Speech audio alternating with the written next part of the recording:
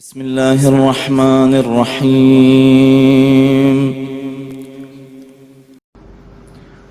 اعوذ باللہ السمیع العلیم من الشیطان اللعین الرجیم. بسم اللہ الرحمن الرحیم. حاضرین، ناظرین، مشارکین، مشترکین، مشاہدین، السلام علیکم ورحمۃ اللہ وبرکاتہ. عظم اللہ لکم الاجر. خدا آپ سب کو سلامت رکھے اور شہزادی آپ کے پرسے کو قبول فرمائے. مدینۃ الرسول صلی اللہ علیہ وآلہ وسلم یعنی جنت البقیع پر ایک دہشت گردانہ ایک ٹیررسٹ اٹیک ہوا. اس سلسلے میں 8 شوال کو دنیا کے صاحبان ضمیر، جن کا ضمیر زندہ ہے، جو صاحبان ایمان ہیں، جو ہیومینٹی کی بات کرتے ہیں، وہ احتجاج کرتے ہیں اور احتجاج کرنا چاہیے.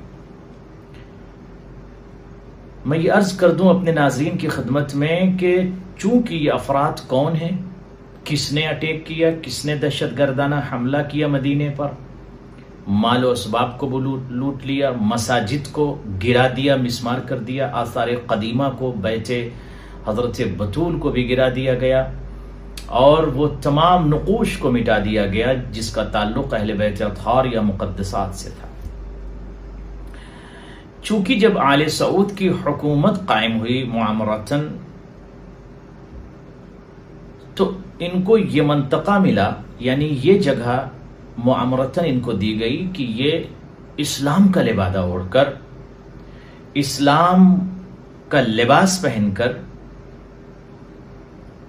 اور ایک نئی شکل اپنی بنا کر اس کو اسلام کا نام دیں. نئی شکل اپنی بنا کر، جی ہاں، انہوں نے طویل داڑھی، پائجامے کو شارٹ کیا اور ایک عجیب سی ہیکل و شکل بنا کر دنیا کے سامنے اپنے آپ کو مسلمان کہنے کی کوشش کی اور یہ پیش کیا کہ ہم اصل مسلمان ہیں، ہم ایکچوئل مسلمان ہیں.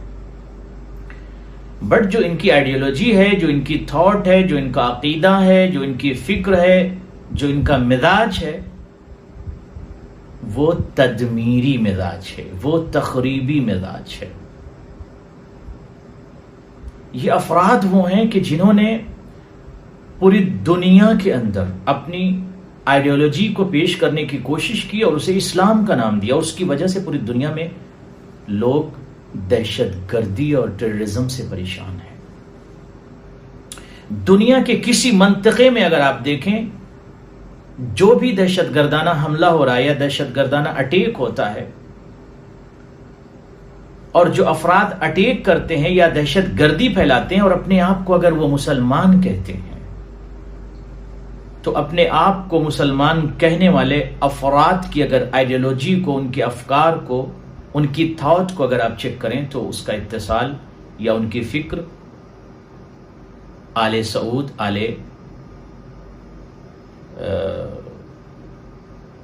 سلفی سے ہوگی. یہ افراد جو سلفی ہیں، جو وہابی ہیں، انہوں نے صرف اور صرف قبور کو نقصان نہیں پہنچایا بلکہ اسلام کو نقصان پہنچایا، دین کو نقصان پہنچایا، شریعت کو نقصان پہنچایا. تو معامرتاً یہ افراد مکے میں بیٹھ گئے. چونکہ مکے کے اندر کعبۃ اللہ موجود ہے، اور اس مقام پر یہ بیٹھ کر انہوں نے اسلام کی اس عظیم جگہ پر بیٹھ کر دنیا کے سامنے اپنے فیس کو مسلمان بنا کر پیش کرنے کی کوشش کی. چونکہ اسلام اسی مقام سے پھیلا ہے. مکے کی سرزمین بہت مقدس جگہ ہے، مدینہ بہت مقدس جگہ ہے. اب اس مقدس جگہ پر ایسے مجرمین کو بٹھا دیا گیا، ایسے غاصبین کو بٹھا دیا گیا، اور ایسی آئیڈیالوجی لے کر یہ افراد آئے کہ اس آئیڈیالوجی یا اس فکر یا اس تھاٹ کا تعلق اسلام اور انسانیت سے نہیں ہے. لہذا دنیا کے تمام افراد سمجھ لیں کہ وہ آئیڈیالوجی، وہ فکر، وہ تھاٹ جو آل سعود کے پاس ہے، جو سلفی اور وہابی فکر ہے، جو ان کی آئیڈیالوجی ہے، جو ان کا عقیدہ ہے، اس کا تعلق اسلام سے، شریعت سے، دین سے، انسانیت سے بالکل نہیں. یہ دلیل عقلی کو بھی تسلیم نہیں کرتے، یہ نقلی دلیل کو بھی تسلیم نہیں کرتے، عقل و نقل کو پسند یہ تسلیم نہیں کرتے، شریعت کو بھی یہ پسند نہیں کرتے، نقاشات و حوارات کو بھی، استدلال کو، استنباط کو یہ قبول نہیں کرتے۔ جو مجاہز ایک تھاٹ، ایک آئیڈیالوجی یہ لے کر چلے ہیں آل سعود اور یہ وہابی افراد، اسی آئیڈیالوجی کو پوری دنیا میں پہنچانے کی کوشش کرتے ہیں اور اسی آئیڈیالوجی کے ذریعے سے تدمیر، تخریب اور انفجار اور قتل اور جرم کو انجام دیتے ہیں، اور اس کا نام اسلام یا مسلمان اپنے آپ کو یہ افراد کہتے ہیں۔ عزیزم، پوری دنیا کے میں مسلمانوں سے یہ گزارش کروں گا کہ 8 شوال صرف اس کا تعلق شیعہ حضرات سے نہیں ہے، آپ سے بھی۔ اگر آپ انسان ہیں، صاحب ضمیر ہیں، صاحب وقار ہیں، انسان ہیں، ہیومینٹی کی بات کرتے ہیں، تو آپ کی بھی رسپانسبلٹی اور آپ کی ذمہ داری ہے کہ اس دہشت گردانہ حملے کے خلاف 8 شوال کو آپ آواز بلند کیجیے۔ اور میں یہ بھی گزارش کروں گا کہ اس دن کو یوم غم، عالمی یوم غم قرار دینا چاہیے،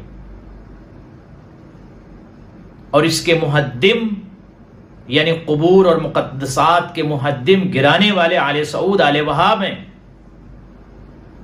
عالمی یوم غم، عالمی یوم غم کیا؟ یعنی یونیورسل یوم غم قرار دینا چاہیے، اور پوری دنیا میں اس دن احتجاج ہونا چاہیے اور گزارش کرنا چاہیے کہ دوبارہ ان قبور کو بنایا جائے جن کو آل سعود نے گرا دیا۔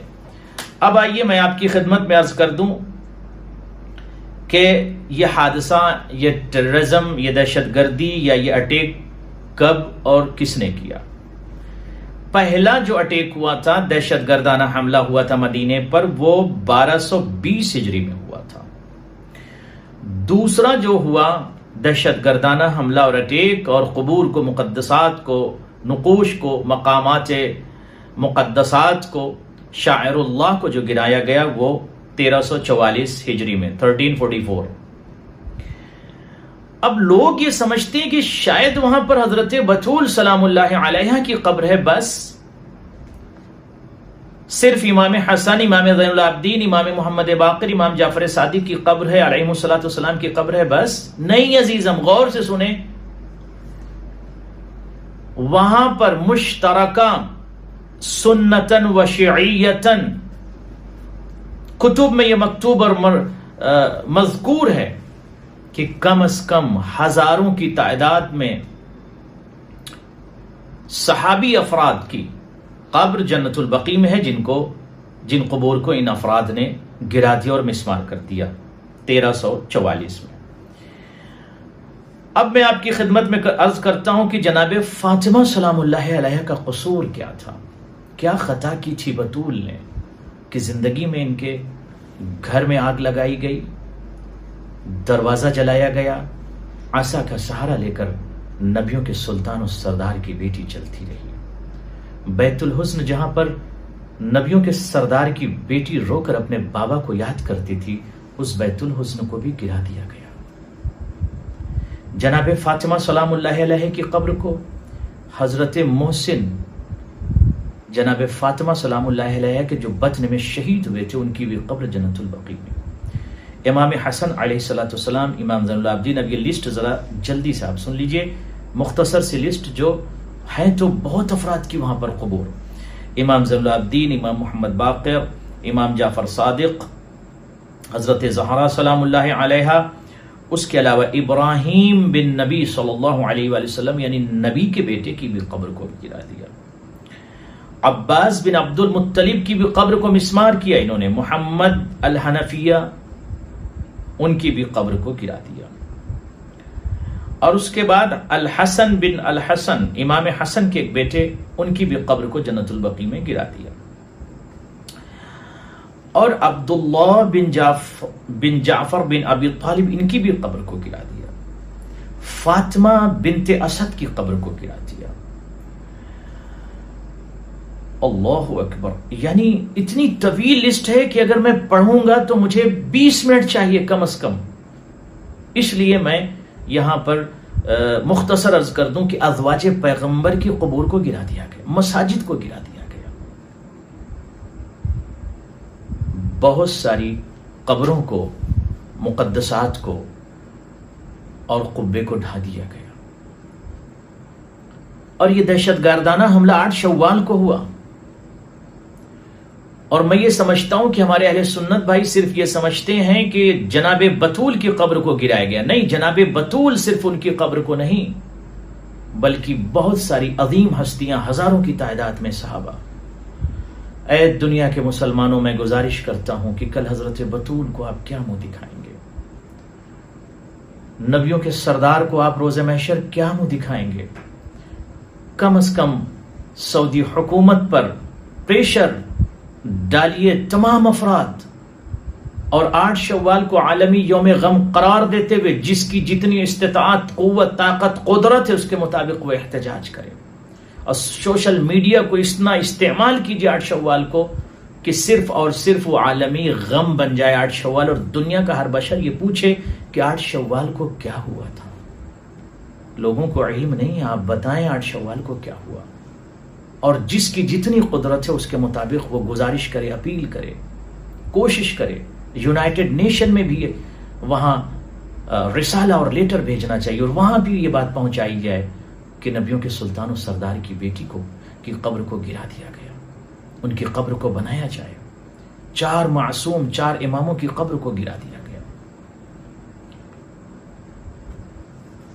اور وہ مقام کو بھی برباد کر دیا گیا جہاں پر نبیوں کا سلطان پیدا ہوا تھا، اور اس مقام کو بھی مٹا دیا گیا جہاں پر نبیوں کے سلطان و سردار کی بیٹی پیدا ہوئی تھی.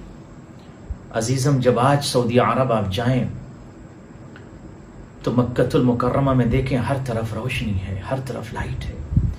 مدینۃ الرسول جائیں تو ہر طرف روشنی ہی روشنی ہے، مگر قبر زہرا سلام اللہ علیہا ویران ہے. نبیوں کے سلطان و سردار کی بیٹی کی قبر ویران ہے، وہاں پر اندھیرا ہے،